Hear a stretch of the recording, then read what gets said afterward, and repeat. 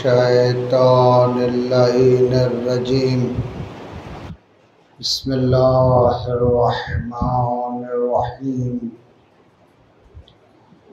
الحمد لله الذي لا يبلغ مدحته القائلون ولا يحصي نعمه العادون ولا يؤدي حقه المجتهدون الذي لا يدركه بعد الحمم ولا يناله غوص الفتن الذي ليس لصفته حد محدود ولا نعت موجود ولا وقت معدود فطر الخلائق بقدرته ونشر الرياح برحمته والصلاة والسلام والتحية والإكرام على النبي الأمي العربي القرشي المكي المدني الهاشمي الذي سمع في السماء أحمد وفي الأرض أبي القاسم محمد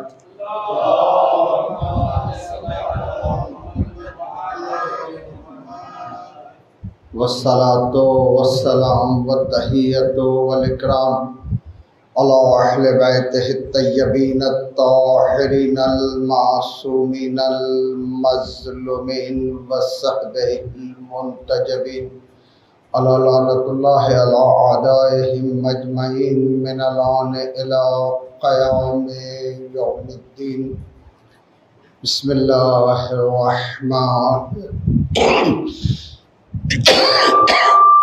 محمد علي محمد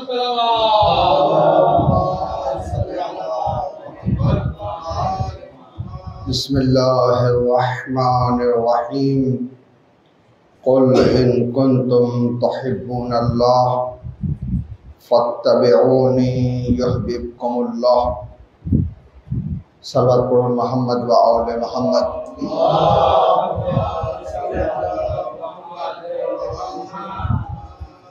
যারাই দাবি করে যে আমি আল্লাহকে ভালোবাসি, আল্লাহ তার হাবিবকে বলে দিচ্ছেন যে আপনি তাদেরকে বলে দেন যে যদি আল্লাহকে ভালোবাসো তাহলে আমাকে অনুসরণ করো, অনুকরণ করো।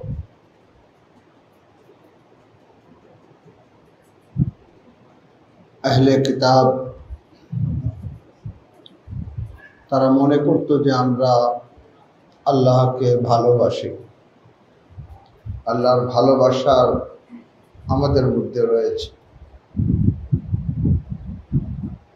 আহলে কিতাব অর্থাৎ ইয়াহুদ ও নাসারা সব সময় তাদের মেন্টালিটি এরকম ছিল যে আমরাই শ্রেষ্ঠ, এবং ধর্মীয় ক্ষেত্রেও তারা নিজেকে শ্রেষ্ঠ মনে করত। শুধু এটাই না যে আমরা আল্লাহকে ভালোবাসি, নিজেকে আউলিয়ায়ে খোদা মধ্যে অন্তর্ভুক্ত করত, যে কারণে সূরা জুমায় আয়াত অবতীর্ণ হয়েছে ইন কুনতুম আউলিয়া আল্লাহ ফাতামান্নাউল মাউত, যদি তোমরা দাবিদার যে আমরা আল্লাহর ওয়ালি, আউলিয়াদের মধ্যে অন্তর্ভুক্ত, ফাতামান্নাউল মাউত, তাহলে মওতের অপেক্ষা করো, মওতকে স্বাগত জানাও, মওতের জন্য প্রস্তুত হও। ওয়ালা ইয়াতামান্নাহু আবাদা,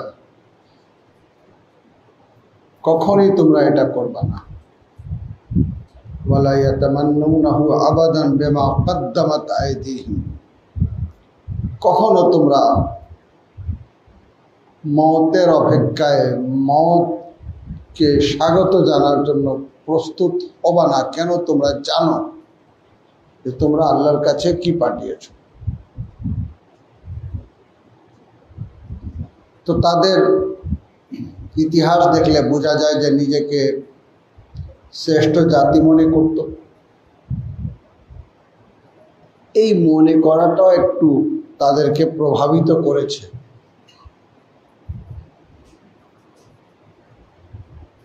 এই সবসময় যে তাদের চিন্তা ছিল আহলে কিতাবের, যে আমরাই আল্লাহর জমিনের শ্রেষ্ঠ, আমরাই ওয়ারিসানে জমিন, জমিনের ওয়ারিস আমরাই। যেখানে আল্লাহ রাব্বুল আলামিন স্পষ্ট করছেন, ইন্নাল আরযা ইয়ারিসুহা ইবাদিয়াস সালিহুন। আহলে কিতাবের ইতিহাস যদি আপনি দেখেন তাহলে এই জিনিসটা স্পষ্ট হয়ে যাবে যে তারা সবসময় নিজেকে শ্রেষ্ঠ মনে করত এবং প্রভাব বিস্তার করার চেষ্টা করত। এবং কি পয়গম্বর ইসলাম সাল্লাল্লাহু আলাইহি ওয়া আলিহি ওয়াসাল্লাম যখন নাসারায়ে নাজরানকে দাওয়াত করেছিলেন,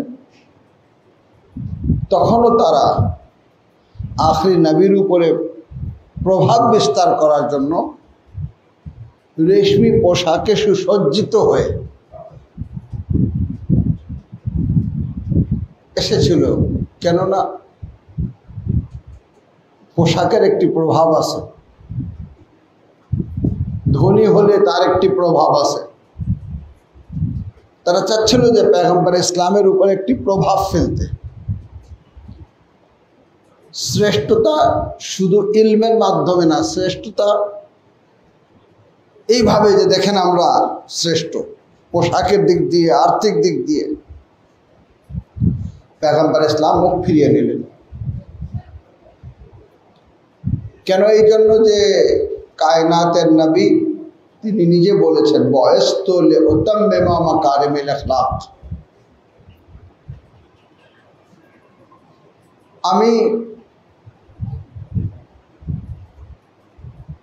সেই চরিত্র যেটা পৃথিবীকে সংশোধন করে,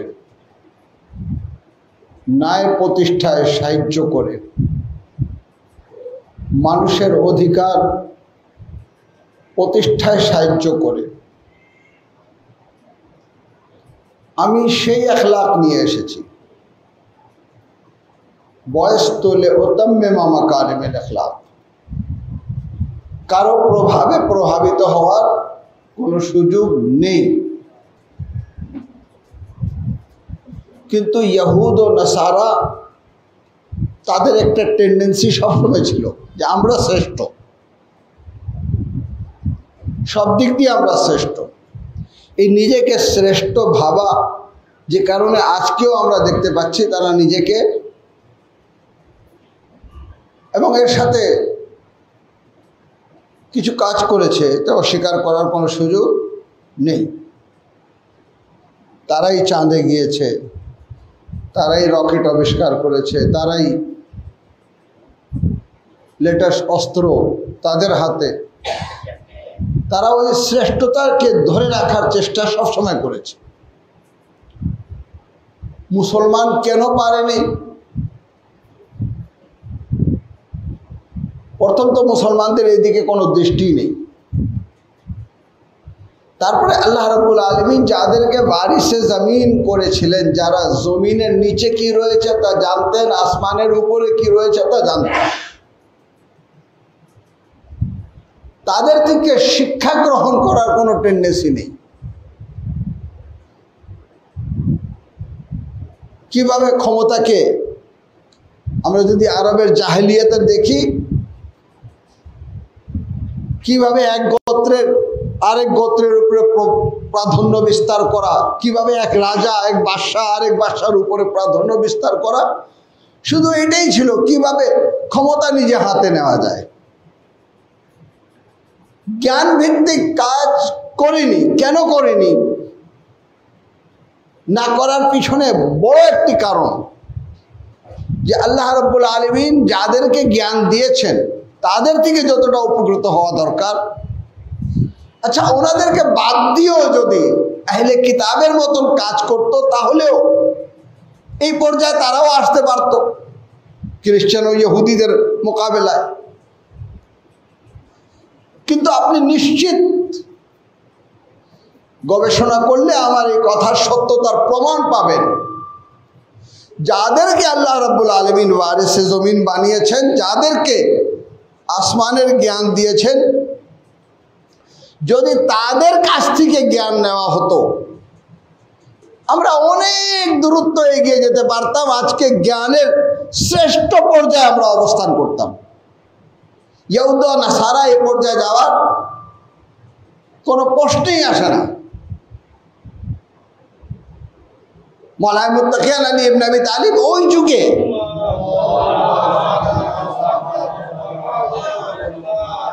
যেই সময়টা কেবল জাহেলিয়াত থেকে বের হয়েছে, কেবল পয়গম্বর ইসলাম সাল্লাল্লাহু আলাইহি ওয়াসাল্লাম দ্বীনকে সুন্দর করে সাজিয়ে মানুষের কাছে উপস্থাপন করেছেন, তখন আলী বলছেন সালুনি ক্বাবলা আন তাফকিদুনি, জিজ্ঞাসা করো আমাকে তার পূর্বে যে তোমাদের মাঝখান থেকে আমি চলে যাই। আমি জমিনের রাস্তার চেয়ে বেশি আসমানের রাস্তা জানা রয়েছে।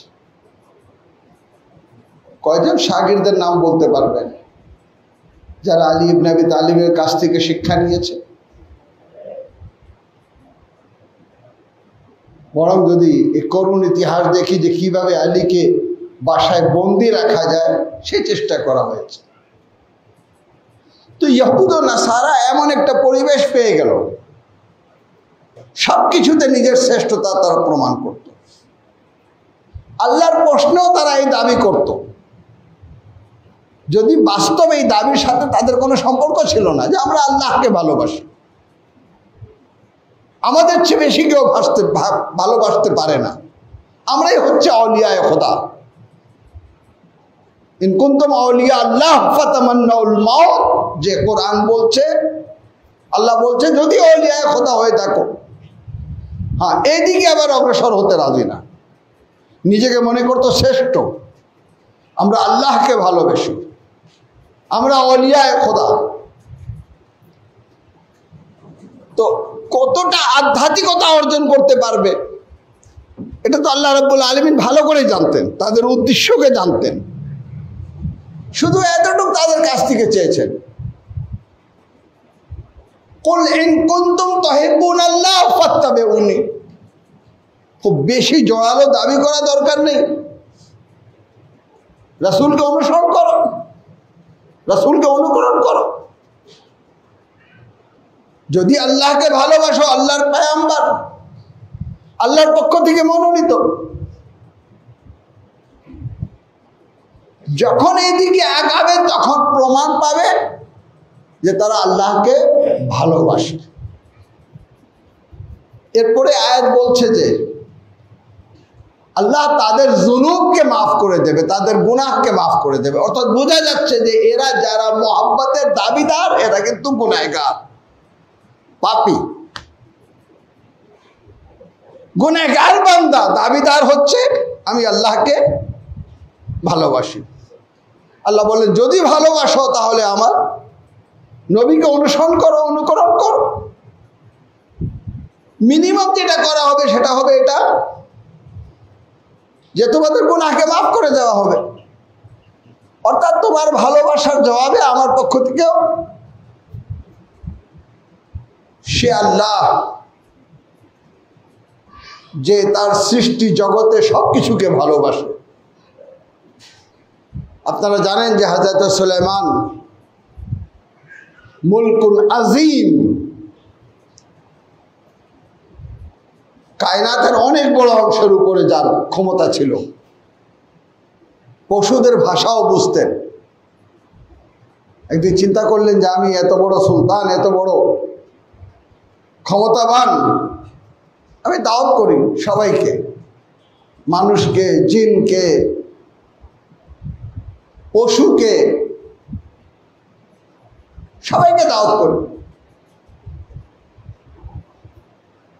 যখন সবাই আসা শুরু করলো আর খিদা লাগলো, তখন বলল কোথায় আমাদের খাওয়া কোথায়? বলে এখনো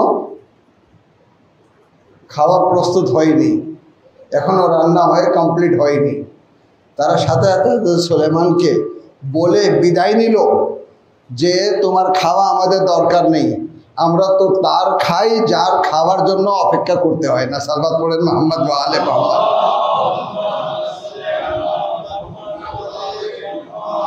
তো আল্লাহ তো সবাইকে ভালোবাসে। যদি একজন তওবা করে আল্লাহর কাছে যেতে চায়, আল্লাহ তাকে ভালোবাসবেন, এটা স্বাভাবিক।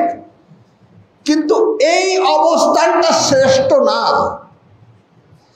শ্রেষ্ঠ অবস্থান যেটা আমি গতকাল বলেছি, নামাজ পড়ে আল্লাহকে ভালোবাসা এক জিনিস, তলোয়ারের ছায়ায় ঘুমিয়ে আল্লাহকে ভালোবাসা আরেক জিনিস।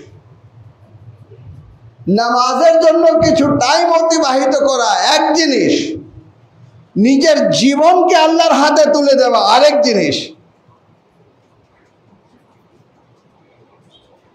তো যখন আমরা বলবো ভালোবাসা, হোক মোহাব্বত,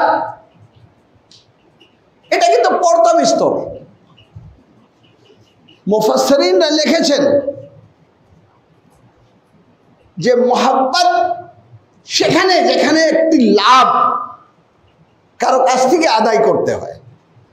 আমি আপনাকে ভালোবাসতে শুরু করলে আপনি কিন্তু সন্দেহ করবেন, হয়তো কিছু একটা, আর কিছু না হলেও ভালোবাসা বিনিময়ে কিছু দিতে হয় না। बढ़ाओ किसी से इस कदर उल्फत ज्यादा कि मवादा कहीं हो जाए ना नफरत ज्यादा। এটা একটা কবি আমাদের প্রচলনের উপরে কবিতা লিখেছে যে কাউকে এত বেশি ভালোবাসা প্রয়োজন নেই, কেন এই ভালোবাসা আবার বিদ্বেষেও পরিণত হতে পারে। খুব বেশি ভালোবাসছি, এবার ভালোবাসার রেজাল্ট দেখতে চাই, কিছু লাভবান হতে চাই। ভালোবাসার মধ্যে কিন্তু এটা রয়েছে, হোক এর সাথে কিন্তু এটা রয়েছে। এই জন্য মহিব হওয়া আর মুআদ্দাদ ইখতিয়ার করার মধ্যে পার্থক্য রয়েছে। আজকে যারাই বলে আমরা আহলে বাইতকে ভালোবাসি, আহলে বাইতকে ভালোবাসি, অত্যন্ত মানে মিনিমাম একটি ওয়ার্ড যেটাকে কমনলি ব্যবহার করা যায় যে আমি ভালোবাসি। আল্লাহ কিন্তু এই ভালোবাসা চাননি, আল্লাহ মুআদ্দাদ চেয়েছেন। মুআদ্দাদ ও মুহাব্বতের মধ্যে পার্থক্য হচ্ছে এটা যে সিরফান ভালোবাসা, শুধু ভালোবাসা, এটাকে বলা হয় মুহাব্বত। কিন্তু মুআদ্দাদ নিজের জানের উপরে মূল্যায়ন করা, নিজের মালের উপরে মূল্যায়ন করা। সালওয়াত পড়েন মুহাম্মদ ওয়া আলে মুহাম্মদ।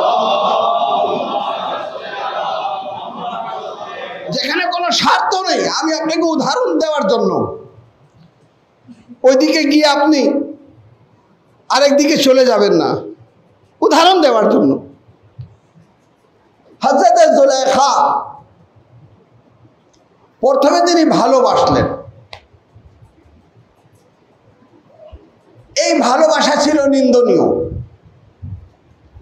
কিন্তু ভালোবাসতে বাসতে এমন এক পর্যায়ে পৌঁছে গেলেন, যাকে ভালোবাসছেন তিনি হচ্ছেন আল্লাহর নবী। জুলাইখার যে কি চিন্তা ভাবনা সেটা জুলাইখার কাছে রয়েছে, কিন্তু আল্লাহর নবীর যে মহত্ব,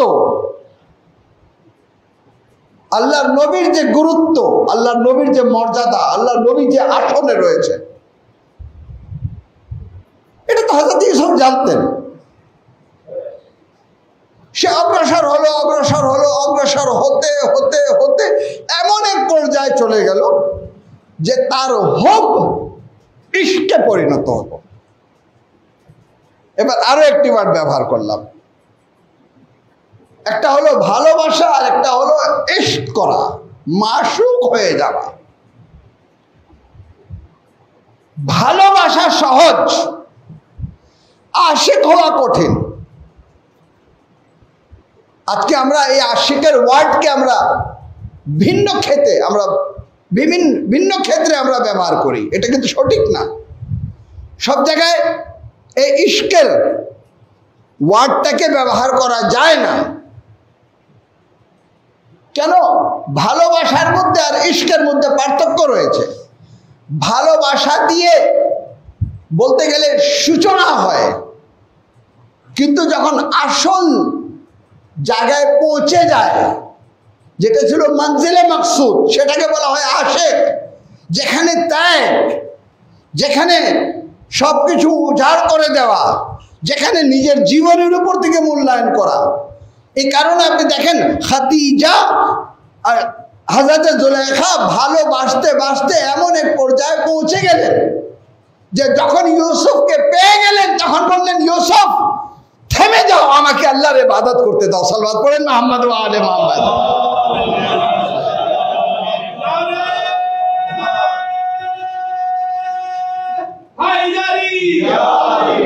ভালোবাসা দিয়ে সূচনা হয়েছে। এই সূচনা গিয়ে এমন এক জায়গায় পৌঁছে গেল যখন তিনি কিন্তু আশিকে রূপান্তরিত হলেন।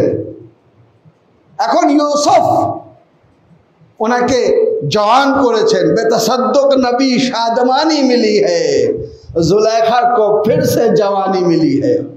সেটা ইউসুফকে ভালোবাসার কারণে জওয়ান হননি।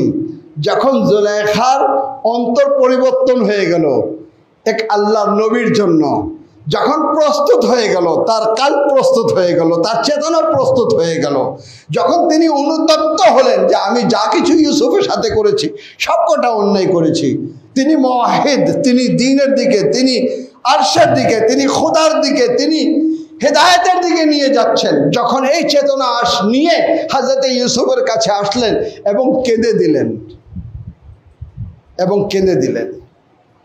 এখন এই ভালোবাসার বলতে গেলে এক ধরনের টিটকারি করা শুরু হলো। হযরত ইউসুফ এত ভালোবাসা যে ভালোবাসতে বাসতে যার আকীদা পরিবর্তন হয়ে গেল। হে ইউসুফ, তোমার কি করণীয়? হযরত ইউসুফ কাঁধা থেকে আবার নামিয়ে তার গায়ের উপরে ঢেলে দিলেন। বিহাক্কে মুহাম্মদ ও আলে মুহাম্মদ, বেওয়াসিলায়ে মুহাম্মদ ও আলে মুহাম্মদ দোয়া করলেন। জুলেখা জওয়ান হয়ে গেলেন, অর্থাৎ স্ত্রী হিসাবে ওনাকে গ্রহণ করলেন। গ্রহণ করার পর যখন হযরত ইউসুফ ওনার কাছে যেতে যাচ্ছেন তখন বললেন যে না, আমার কাছে আসা দরকার নেই। হযরত ইউসুফ সাথে সাথে সিদ্ধান্ত নিলেন যে 40 দিন পর্যন্ত জুলেখাকে ছেড়ে দাও, সে তার খালিক ও মালিকের ইবাদত করতে থাকুক।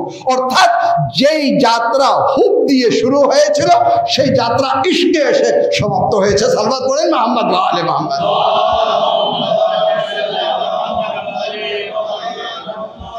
যদিও বিষয়টা খুবই সূক্ষ্ম, কিন্তু অত্যন্ত একটা ইলমি আলোচনা, যেটাকে আমি জ্ঞানী না হওয়া সত্ত্বেও চেষ্টা করছি আপনাদের সামনে তুলে ধরা। হক যে কেউ দাবি করতে পারে, মহিব হওয়ার যে কেউ দাবি করতে পারে, যে কেউ বলতে পারে আমি মহিব, কিন্তু মহাব্বতের সীমানা অতিক্রম করে যদি ইশক পর্যায়ে চলে আসে, এই জন্য আল্লাহ রাব্বুল আলামিন আহলে বাইতে আতহার সম্পর্কে কিন্তু মহাব্বত চান নেই। আমাদের কাছে ওয়ার্ড নেই বলে আমরা এই অর্থ করি যে আহলে বাইতকে ভালোবাসা। মুআদ্দাত চেয়েছেন। মুআদ্দাত মানে জানের উপরে মূল্যায়ন করা, মালের উপরে মূল্যায়ন করা, সন্তানের উপরে মূল্যায়ন করা। ইন্নামা আমওয়ালুকুম ওয়া আওলাদুকুম ওয়া আমওয়ালুকুম ফিতনা। যাই হোক, আয়াত আমার সঠিকভাবে মনে পড়ছে না। মাল ও বনুন, সন্তান এবং সম্পদ সবকটা কিন্তু পরীক্ষা। এই পরীক্ষার মাধ্যমে আল্লাহকে পেতে হবে। আল্লাহকে যখন পেয়ে যাবে তখন হবে আশিক।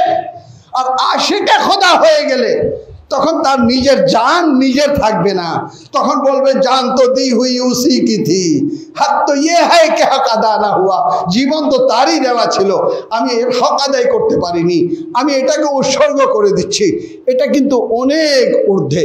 মুসলমানরা যে প্রথমেই যে ভুলটা করেছিল সেটা ছিল এটা যে আল্লাহর ইবাদতকে महज ইবাদত হিসাবে, শুধু ইবাদত হিসাবে গ্রহণ করেছিল, যদিও জানতো না যে ইবাদত হচ্ছে মাধ্যম আল্লাহর আশিক হওয়া, ইবাদতের মাধ্যমে আল্লাহকে পাওয়া, ইবাদতের মাধ্যমে এইভাবে আল্লাহর সাথে মানে সংযুক্ত হয়ে যাওয়া, যেখানে আর বিচ্ছিন্ন হওয়ার কোনো সুযোগ নেই। এই জন্য আল্লাহ রাব্বুল আলামিন তুমি পেরে উঠবা না, তোমার দৃষ্টি যেন রাসূলের প্রতি থাকে, তোমার দৃষ্টি যেন আহলে বাইতের প্রতি থাকে। কিন্তু যারা বলল হাসবানা কিতাব আল্লাহ, আমার জন্য আল্লাহর কিতাব যথেষ্ট, এই জাহেরি ইবাদত, এই জাহেরি নামাজ, এই জাহেরি রোজা, এই জাহেরি হজ, এই জাহেরি যাকাত, এটাই যথেষ্ট। তো যদি এটা যথেষ্ট হয় তাহলে গরু খাওয়ার জন্য যে মুসলমান হতে হয় সেই মুসলমান হতে পারবা, কিন্তু সেই আধ্যাত্মিক মুসলমান হতে পারবা না। তোমাদের দেখা দরকার মুসলমানদের মাওলা হচ্ছে সেই কায়নাতের নবী যে হাত দিয়ে ইশারা করছে, চাঁদ দু টুকরা হয়ে যাচ্ছে। সালাওয়াত পড়েন মুহাম্মদ ওয়া আলে মুহাম্মদ।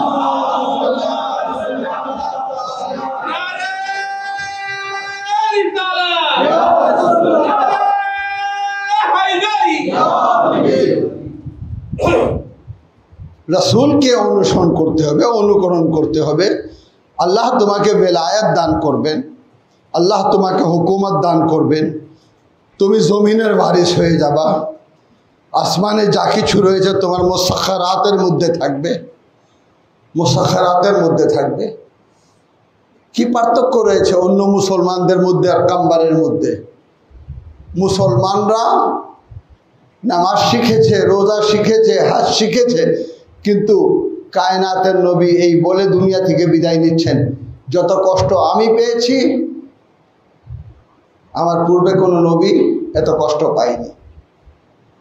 আহলে বাইতে আতহার সারাটা জীবন প্রত্যেকে কষ্টে অতিবাহিত করলেন, শাহাদাতের মাধ্যমে এই দুনিয়া থেকে বিদায় নিলেন। কারণ এটাই, রূহে ইবাদতকে গ্রহণ করার চেষ্টা করা হয়নি, শুধু জাহেরি ইবাদতকে নেওয়া হয়েছে। কিয়াম, রুকু, সুজুদ, এটা হচ্ছে নামাজ। নামাজ কি না বলেন? আমি আপনার দৃষ্টি আকর্ষণ করছি, কোনো কিছু মনে করবেন না। আপনি নিয়ত করেন আল্লাহু আকবার, নিয়ত করেন আল্লাহু আকবার, মাফ করবেন। টিভিতে একটা নাটক, সুন্দর একটি নাটক দেখেছেন, নাটকের মধ্যে সুন্দর একটি দৃশ্য দেখেছেন, ভালো একটি ডায়লগ দেখেছেন, যে ডায়লগ আপনার খুব ভালো লাগলো, খুব ভালো লাগলো। যখন খুব ভালো লাগলো আপনার ব্রেনের মধ্যে কিন্তু ওটা বারবার বারবার আসবে। আচ্ছা, এবার আপনি নিয়ত করতেছেন নামাজের জন্য, আল্লাহু আকবার। এখন তো আপনার নিয়তে আর কোনো কিছু আসা উচিত না, আপনার চিন্তায় কোনো কিছু আসা উচিত না। আর যদি আসে তো কে নিয়ে আসছে? যে নিয়ে আসছে তাকে শয়তান ছাড়া কি বলবেন? তাহলে নিয়ত করার পর আপনি নামাজে দাঁড়িয়ে গেলেন, শয়তান আপনার নামাজে প্রবেশ করলো। সালাওয়াত পড়েন মুহাম্মদ ওয়া আলে মুহাম্মদ। কেমন জাহেরি নামাজ আপনার কাছে রয়েছে কি যেখানে শয়তান প্রবেশ করলো? যা কিছু, একজন ব্যবসায়ী চিন্তা করছে, জানি না এখন দোকানের কি অবস্থা, হঠাৎ করে 20,000 টাকা কোথায় রেখেছি মনে পড়তেছে না, তাড়াতাড়ি নামাজ শেষ করি তারপরে খুঁজে দেখব।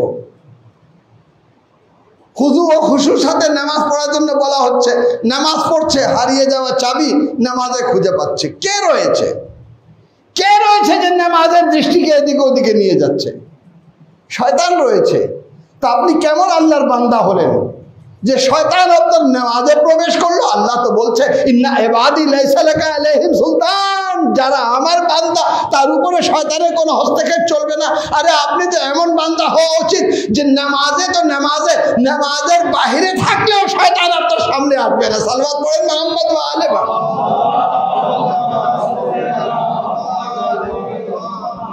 কেউ চমৎকার ভাবে বলেছে এবার হজে নাকি শয়তানকে মারার জন্য পাথর থয়লাতে ভর্তি করে $3।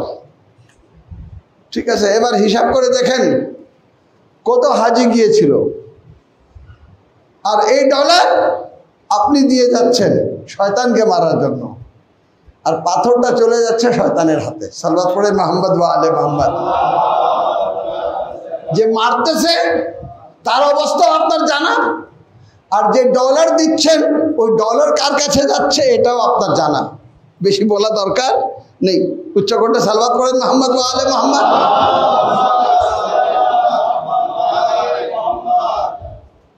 আমি প্রথমেই আপনাকে ইঙ্গিত দিয়েছি যে ইহুদ ও নাসারা এরা কিন্তু নিজেকে শ্রেষ্ঠ মনে করে, নিজেকে এই শ্রেষ্ঠতা একটু কাজে আসছে যে আজকে এই পর্যায়ে যদি আমরা মুহাম্মদ ও আলে মুহাম্মদকে ভালোবাসতাম তাহলে আমার অন্তর পরিবর্তন হতো, আল্লাহর বান্দা হয়ে যেতাম, শয়তান আমার এখানে হস্তক্ষেপ করতে পারতো না। আমি বলবো না যে আজকে ইরানে যারা মুহিব্বিনে আহলে বাইত রয়েছে, যারা শিয়ানে হায়দারে কাররার রয়েছে, তারা সকলে আশিকে রাসূল রয়েছে, সকলে আশিকে আহলে বাইত রয়েছে। না, মোহাব্বত আর একটি জিনিস, ভালোবাসা আর একটি জিনিস, আশিক হওয়া আর একটি জিনিস।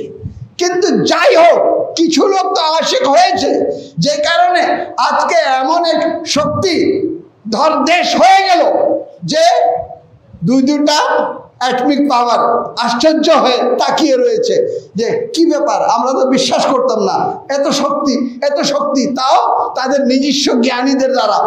কেন হয়েছে? এই জন্য হয়েছে যে আখতার দারে বাতুল সে আদনা শিশায় নামাং,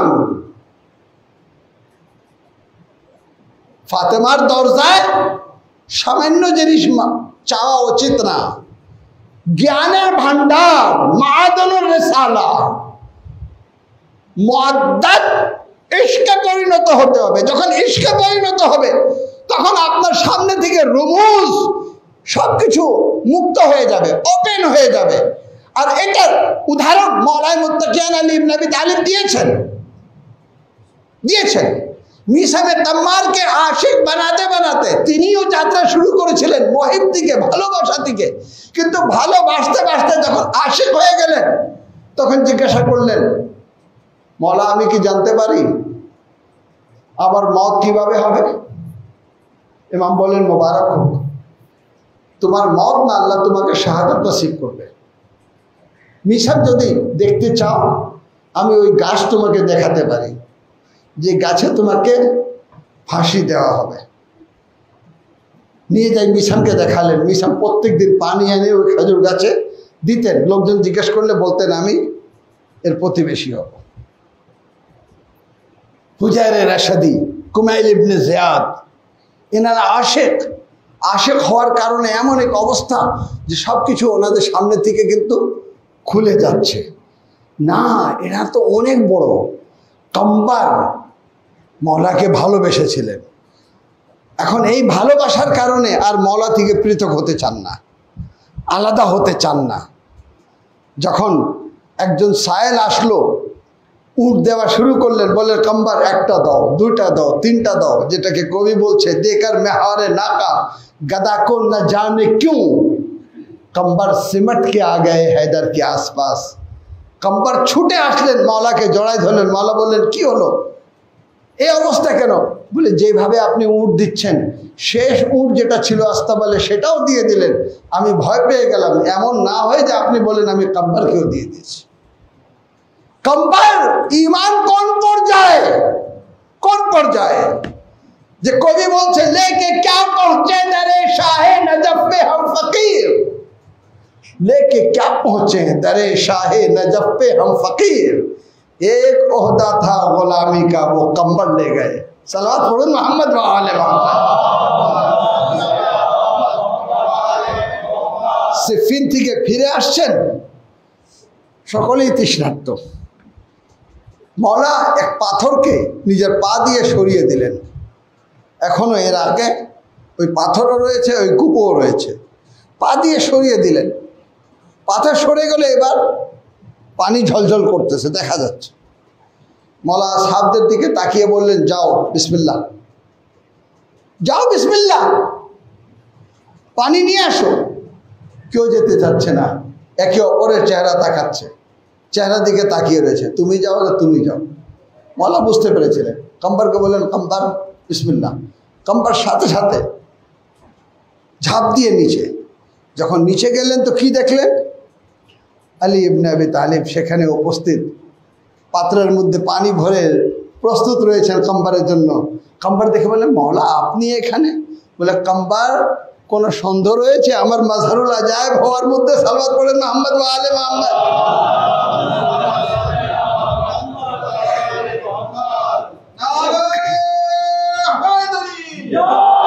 এটা ছিল ইশক। ইশক এই পর্যায়ে নিয়ে আসে, ইশক এই পর্যায়ে নিয়ে আসে। আমি আরো স্পষ্ট করার জন্য, আরো বেশি যেন বিষয়টা আপনাদের কাছে স্পষ্ট হয়ে যায়, আমি আরো এক উদাহরণ দিতে চাই। খোরাসান থেকে খোরাসানি এসেছে কার কাছে? সাদিক আলে মোহাম্মদ ইমামে জাফর সাদিক আলাইহিস সালাতু ওয়াস সালামের কাছে। এসে বলছে, বনি উমাইয়া বনি আব্বাস যুদ্ধ অব্যাহত রয়েছে, আপনি এই সময় কিয়াম করেন, খেলাফত প্রতিষ্ঠা করেন, ক্ষমতা নিজের হাতে নেন। ভয় কিসের? মুহিব্বিন অনেক রয়েছে। মওলা বললেন, অনেক রয়েছে যারা মহিব, যারা আমাকে ভালোবাসে। বলে হ্যাঁ। নির্দেশ দিলেন গোলামকে তান্নুর জ্বালাও। তান্নুর দেখেছেন আমাদের এখানে ছোট মুখ হয়, ইরানে আর বড় বড় হয়, মানুষ ভিতরে চলে যায়। পাথরকে সুন্দর করে সাজিয়ে তারপরে আগুন দিয়ে পাথরগুলাকে গরম করা হয়, তার উপরে রুটি তৈরি করা হয়। ইরানে, ইরাকে, আপনি আরবে দেখবেন মুখটাও কিন্তু বড় হয়, বড় বড় রুটি তৈরি করা হয়। চালো, যখন জলে লাল লাল হয়ে গেল, যেভাবে রুটি প্রস্তুত করা হয়, ফরাসানিকে দেখে একবার বললেন, বিসমিল্লাহ, বিসমিল্লাহ, যাও এই তান্নুরের মধ্যে। কে ছিল? মহিব ছিল। যাও তান্নুরের মধ্যে যাও। এবার যাচ্ছে না। চিন্তা করলো, কেমন মওলার চক্করে পড়ে গেলাম, যে আমাকে কিছু দেবেন, আমাকে বাহবা করবেন, সাবাস দিরহাম ও দিনার বের করে দেবেন। আমি এত মহিবের কথা বলছি, আমি তাকে খেলাফতের আসনে আসতে বলছি, আমি ক্ষমতা হাতে নিতে বলছি, আর উনি আমাকে তন্দুরের মধ্যে পাঠিয়ে ফুরিয়ে দিতে চান। কেমন মওলা পেয়েছি। এর মধ্যে হারুনে মাক্কি এসে হাজির হয়ে গেলেন। এ ছিল মহিব হওয়ার দাবিদার, আর যিনি আসছেন তিনি হলেন আশিকে আলে মোহাম্মদ। সালাওয়াত পড়েন মুহাম্মদ ওয়া আলে মোহাম্মদ। তিনি হচ্ছেন আশিক। একবার আসছেন, আসে দরজার কাছে ইন করেই বললেন, মওলাকে সালাম দিলেন, মওলা আলাইকুম সালাম ওয়া রাহমাতুল্লাহ, হারুন তান্নুরে যাও। হারুন সাথে সাথে তান্নুরের মধ্যে প্রবেশ করলেন। খোরাসানিকে জিজ্ঞেস করলেন, হারুনের মতন কয়জন? হারুনের মতন কয়জন? বলে, মওলা হারুনের মতন নেই।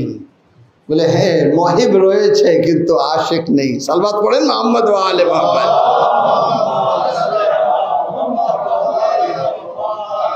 যদি হারুনের মতন যদি থাকতো তাহলে আমার উচিত ছিল। আমরা অনেকে বলি না, ইমামে জামানার 313 জন হবেন, সে 313 জন এখন বুঝে নেন হারুনে মাক্কির মতন আশিক। আমরা অনেক দূর এগিয়েছি, অনেক দূর এগিয়েছি, তো আমরা কি হয়েছি? মহিব হয়েছি। এটাও ইমামে জাফর সাদিক ইসলামের যুগের ঘটনা, যে একজন অপরাধ করেছিল, ইতিহাসে বলছে চুরি করেছিল। তো যখন নিয়ে আসলো, বলল যে মওলা আপনার শিয়া, আপনার শিয়া। আপনি বললেন নিয়ে যাও। আমার শিয়া না, আমার শিয়া চুরি করতে পারে না, আমার শিয়া মিথ্যা বলতে পারে না। বলে মওলা আপনার শিয়া? বলে না, নিয়ে যাও, আমার শিয়া না। নিয়ে গেছে, নিয়ে যায়, চিন্তা করলো যে যেহেতু নাম করা, দুর্রা মারি কয়েকটা যেন আর এই কাজটা না করে। যত জোরে দুর্রা মারছে, যে দুর্রা মারছে দুর্রা তার গায়ে না লেগে তার চেয়ে দ্রুত গতিতে এসে তার গায়ে লাগতেছে। রহস্য বুঝতে পারেনি। আবার ইমামে জাফর সাদেকের কাছে চলে আসলো, মওলা আপনি বললেন আমার শিয়া না, আমি দুর্রা মারতেছি, দুর্রা তাকে লাগতেছে না, ফিরে চলে আসছে আমার কাছে। বলে আমি বলেছি আমার শিয়া না, কিন্তু আমি এটা তো বলিনি আমার মহিব না। সালওয়াত পড়েন মুহাম্মদ ওয়া আলে মুহাম্মদ।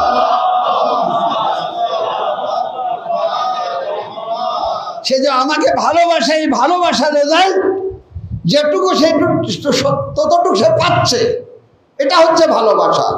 কিন্তু আশেক হচ্ছে জানের উপরে মূল্যায়ন করা, মালের উপরে মূল্যায়ন করা। এই জন্য ইমামে হুসাইন আলাইহিস সালাতু ওয়াস সালাম মহিবকে নিয়ে আসেনি। মহিবকে যদি নিয়ে আসতেন তাহলে চলে যেত, যেভাবে মুসলিম আকিলের পাশে ছিলেন চলে গেলেন, কেউ ডাইন দরজা দিয়ে, কেউ বাম দরজা দিয়ে। 18,000 বায়াত করেছে, কিন্তু মুসলিম আকিলের সাথে মাত্র কয়েকজন শাহাদাত বরণ করলেন, তেমন কেউ ছিল না। কেন? এরা ছিল মহিব, নামের মহিব, মহিব হওয়ার দাবিদার, ভালোবাসার দাবিদার, শুধু এতটুকু ছিল। ইমামে হুসাইন আলাইহিস সালাতু ওয়াস সালাম এই জন্য আলো নিভিয়ে খুঁজছিলেন, আমার আশিক কোথায়, আমার আশিক কোথায়। যখন হযরতে জায়নাবে কুবরা সাল্লাল্লাহু আলাইহা বললেন, মা যায় ভাইয়া আমি দেখছি যে কিছুক্ষণ পর পর ঢোল বাজছে আর ইয়াজিদি সৈন্য বৃদ্ধি পাচ্ছে, কিন্তু আপনার পক্ষে কেউ আসবে না, কেউ নেই। ইমামে আলী মকাম তিনি চিন্তা করলেন যে হ্যাঁ, একজন আশিক তো রয়েছে, ছোট্টকালের বন্ধু, যদিও বয়স ইমামে হুসাইন চেয়ে অনেক বেশি ছিল, কিন্তু সেই ছোটকাল থেকেই আশিকে হুসাইন ছিলেন। আর এই আশিক হওয়ার কারণে কোনো কোনো রেওয়ায়েতে বলে যে এখনো ইমামে হুসাইন আলাইহিস সালাতু ওয়াস সালাম দুধ পান করছিলেন, আর মুজাহিরের বাসা থেকে কন্দনের আওয়াজ আসছে। তিনি জিজ্ঞাসা করলেন, তো বলে হ্যাঁ হাবিব কাঁদছে। বলে হাবিবকে থামাও, তার কন্দন আমি সহ্য করতে পারবো না, কেন সে আমার হুসাইনের আশিক, যাকে ইমাম রাজুলে ফাকিহ বলে আখ্যায়িত করছেন। চিঠি লিখছেন রাজুলে ফাকিহ। আল্লাহ আপনাদেরকে জিয়ারত নসিব করুক। ইমামে হুসাইন আলাইহিস সালাতু ওয়াস সালামের রওজার যে সীমানা, তার মধ্যেই হাবিব ইবনে মুজাহিরের রওজা রয়েছে, যার উপরে এই সেন্টেন্স লেখা রয়েছে, ইমাম যে ওনাকে রাজুলে ফাকিহ বলেছিলেন। আর যারাই জিয়ারতের জন্য যায়, যারা জিয়ারতের জন্য যেতে পারে না, তারা বলে যাও একটু হাবিব ইবনে মুজাহিরের জারি ধরে বলবা যেন মওলা আমাকেও যেন ডেকে নেন। বলে কেন? বলে সেই জায়ের হয়ে যার নাম হাবিব ইবনে মুজাহির লিখে থাকেন। সাল্লাল্লাহু আলাইহি মুহাম্মদ ওয়া আলে মুহাম্মদ।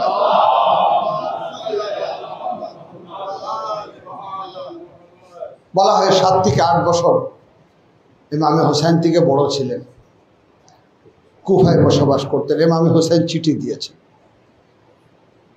কাসির চিঠি নিয়ে গেল, দরজা নক করলো। ইমামে হুসাইন আলাইহিস সালাতু ওয়াস সালাম মের চিঠি নিয়ে কাসির দরজা নক করলো। হাবিব ইবনে মুজাহির খাচ্ছিলেন, খাওয়া ছেড়ে দরজার উপরে আসলেন, দেখলেন যে কাসিদা হুসাইন চিঠি নিয়ে চোখে লাগিয়েছেন, পকেটে রেখে এবারে সে বসে গেলেন। স্ত্রী জিজ্ঞাসা করলো, হাবিব কে এসেছে? বলে কাসিদা হুসাইন। বলে কি নিয়ে আসছে? বলে একটা চিঠি নিয়ে আসছে। কি লেখা রয়েছে চিঠিতে? বলে হুসাইন লিখেছেন যে আমি শত্রুদের মাঝে ঘিরে গিয়েছি, ইয়াজিদি বাহিনীরা আমাকে ঘিরে ফেলেছে, আমাকে তারা শহীদ করতে চায়। হাবিব, তুমি যদি মনে করো তো আমার সাহায্যের জন্য আসতে পারো। স্ত্রী জিজ্ঞাসা করলো, হাবিব, এই অবস্থায় আপনার ইচ্ছা কি? আপনি কি সিদ্ধান্ত নিয়েছেন? না, আমি চিন্তা করছি তোমাকে ছেড়ে কিভাবে হুসাইনের সাহায্যের জন্য যাব, কে দেখবে তোমাকে?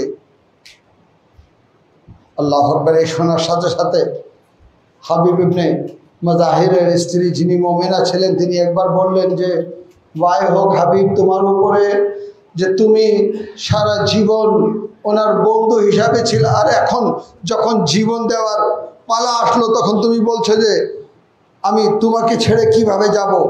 আজাদ আরও এই শোনার সাথে সাথে একবার হাবিব বিন মুজাহির উঠে দাঁড়িয়ে গেলেন, বললেন তার স্ত্রীকে যে আমি তোমার ইমানের পরীক্ষা নিচ্ছিলাম, খোদা হাফিজ ও নাসের, যাও আমি তোমাকে মুক্ত করে দিচ্ছি। এরপরে গোলামকে বলেছিলেন যে আমার এই ঘোড়া নিয়ে তুমি কুফার ওই দরজার কাছে গিয়ে দাঁড়িয়ে থাকবা, আমি সেখানে আসব। আল্লাহ আল্লাহ, ইমামে হুসাইন আলাইহিসসালামের এই নাসির এই আবার নিজের বাসা থেকে বের হয়েছে, পায়ে হেঁটে যাচ্ছে, গিয়ে দেখে তো কি দেখে যে দেখেন যে গোলাম ঘোড়ার সাথে কথা বলছে, যে চিন্তার কিছু নেই, আকা হাবিব যদি আসে তাহলে তোমার উপরে সওয়ার হয়ে হুসাইনের জন্য সাহায্যের জন্য যাবে, আর যদি না আসে চিন্তা করা দরকার নেই, আমি তোমার উপরে সওয়ার হয়ে আকা হুসাইনের সাহায্যের জন্য যাব। আল্লাহু আকবার। এই দৃশ্য দেখে হাবিব তার গোলামকে মুক্ত করে দিলেন, আজাদ করে দিলেন। আজাদ করার পর বললেন, যাও আনতা হুররুন, তুমি এখন থেকে আজাদ। কিন্তু আজাদ আরো যখন হাবিব ইবনে মুজাহির ঘোড়ায় বসে কয়েক পা আগিয়েছেন, কি শুনতে পেলেন যে পিছন দিকে ছুটে গোলাম চলে আসছে, থেমে গেলেন, বললেন তোমার কিছু পাওনা রয়েছে, বলো তাহলে দিয়ে দিই। বলে না আকা, কোনো কিছু পাওনা নেই, কিন্তু একটু পার্থক্য রয়েছে, আপনার ঘোড়া রয়েছে, আপনি ঘোড়ায় উঠে যাচ্ছেন হুসাইনের সাহায্যের জন্য, আর আমার ঘোড়া নেই, আমি পায়ে হেঁটে আকা হুসাইনের সাহায্যের জন্য যাচ্ছি। আজাদ আরো হাবিব গোলামকে নিজের ঘোড়ার উপরে বসালেন, ঘোড়া নিয়ে কিভাবে বাঁচতে বাঁচতে একবার কারবালায় এসে উপস্থিত হলেন। যখনই কারবালায় উপস্থিত হলেন, হুসাইনের সৈন্যরা তাকবীর বলল। যখনই আল্লাহু আকবারের আওয়াজ হযরত যায়েনবে কুবরা সালাওয়াতুল্লাহ আলাইহা শুনলেন, বললেন ফিজ্জা, যাও দেখো কে এসেছে। একবার ফিজ্জা দেখে এসে বললেন, শাহজাদি অন্য কেউ না, হাবিব ইবনে মুজাহির কুফা থেকে কারবালায় চলে আসছেন। আজাদ আরো যায়েনবে কুবরা যখন শুনতে পেলেন হাবিব ইবনে মুজাহির এসেছেন, বলে ফিজ্জার একটি কাজ করো, যাও যায়েনবের সালাম হাবিবের কাছে পৌঁছিয়ে দাও। আল্লাহ আল্লাহ। হাবিব হুসাইনের সাথে সাক্ষাৎ করার পর ওনার মজলুমিয়ত সম্পর্কে আলাপ করছিলেন, এর মধ্যে ফিজ্জা এসে বললেন, শাহজাদি যায়েনব আপনাকে সালাম দিয়েছে। আজাদ আরো হাবিব কেঁপে উঠলেন, জমিনে কারবালায় বসে গেলেন, বললেন আল্লাহ আল্লাহ, কি অবস্থা যে শাহজাদি আমাকে সালাম দিচ্ছেন। হওয়া উচিত ছিল এটা যে আমি এসে শাহজাদিকে সালাম দেব। আজরকুম আল্লাহ। সেই হাবিব রোজে আশুর যুদ্ধ করেছিলেন, আর যুদ্ধ করে শাহাদাত বরণ করেছিলেন, আওয়াজ দিয়েছিলেন, ইয়া মাওলা ওয়াদরিকনি, ইয়া আকা ওয়াদরিকনি। আজাদ আরো হুসাইন হাবিবের লাশের উপরে পৌঁছানোর পর অনেক আফসোস করেছিলেন যে সারা জীবন আমাকে ভালোবেসে আজ তুমি আমার আশিক হয়ে নিজের জীবন উৎসর্গ করে দিয়েছ। হাবিব জান্নাত তোমাকে মোবারক, হাবিব কাউসার তোমাকে মোবারক, হাবিব আমার বাবা তোমাকে হৌজে কাউসারে সেহরাব করবেন। আজাদ আরো কি এখানে সমাপ্ত হয়ে গেল? না, বাদে শাহাদাতে হুসাইন। আরে সমস্ত সিরগুলাকে শরীর দিকে কেটে আলাদা করা হয়, নখে নাইজার উপরে নিয়ে আজাদ আরো কারবালার দিকে কুফা যাওয়া হচ্ছে। কুফার মধ্যে এক পরিবার অপেক্ষায় রয়েছে। কে আপনি বুঝতে পারছেন? আল্লাহু আকবার। হাবিব ইবনে মুজাহিরের পরিবার যারা জানতো যে হাবিব হুসাইনের সাহায্যের জন্য গিয়েছেন, আর যখন হুসাইন শহীদ হয়েছেন তো হাবিবও শহীদ হয়েছেন। আল্লাহ আল্লাহ আল্লাহ আল্লাহ। হাবিবের স্ত্রী, হাবিবের সন্তান প্রত্যেকটি মাথাকে খুব লক্ষ্য করে দেখছেন। দেখলেই চিনতে পেরেছেন হাবিব ইবনে মুজাহিরের ছেলে। আরো ছুটে আসছেন। আসে ওই খলির পিছনে পিছনে যারা মাথা নিয়ে যাচ্ছিল, খলির হাতে ইমামে হুসাইনের সিরে আকদাস ছিল, কিন্তু যেই মালউনের হাতে হাবিব ইবনে মুজাহিরের সিরে আকদাস ছিল, তার পিছনে পিছনে ওই জওয়ান একবার যখন ওই জওয়ানকে হাঁটতে দেখে বলে, তোমার কি চাওয়া রয়েছে? তুমি কি চাও? কেন আমাদের সাথে হাঁটছো? বলে, আমি এই জন্য হাঁটছি যে স্যারকে তুমি নাইজা রেখেছো, অন্য কেউ নয়, আমার বাবা হাবিব ইবনে মুজাহির। আরে আমার কাছ থেকে দিরহাম ও দিনার নাও, এই স্যারকে আমার হাতে দিয়ে যাও।